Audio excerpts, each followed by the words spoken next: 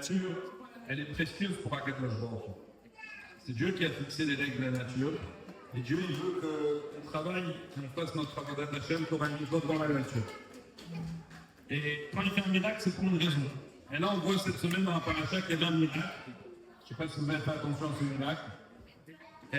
C'est marqué concernant la série de Djibourot, Kol Gadal de Loyasa. Pourquoi Kol Gadal de Loyasa? Il y a plusieurs explications. Une des explications nous dit que la voix d'Akadosh Baruch Hu n'avait pas d'écho. Donc plusieurs demandent c'est pas un miracle, parce qu'au contraire ça montre qu'elle est faible et qu'elle ne va pas très loin, donc c'est pour ça qu'il n'y a pas de retour. Il y en a qui disent, disons que c'est un miracle. Pourquoi Dieu a besoin de dérégler les règles de la nature? Que normalement il est supposé y avoir un écho et là il n'y a pas eu d'écho.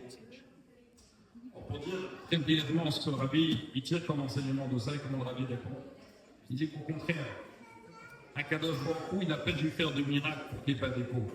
Parce que c'est justement la force de la lumière et de la parole d'Akadosh Baruch Hu, c'est qu'elle transcende et qu'elle imprègne tout. Et justement, quand il y a un écho, c'est qu'il y a un retour. Et chez Akadosh Baruch Hu, il n'y a pas de retour parce que la lumière d'Hachem, elle rentre dans tout le matériel. Et le but de la lumière d'Hachem, c'est qu'elle transcende et qu'elle imprègne tout. Et pour traduire ça dans la vie de tous les jours, on est aujourd'hui à la shul, on a prié, on a écouté des bons mots, des fois on étudie, on a des shurim.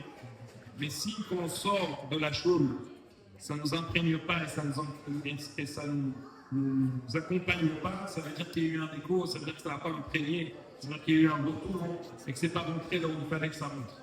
Et la leçon de la Seret HaDibourot, c'est que Dieu n'a pas fait de miracle, c'est la nature, c'est le but de la voie et de la Torah, c'est que ça transcende et ça imprègne et ça nous accompagne dans la vie de tous les jours.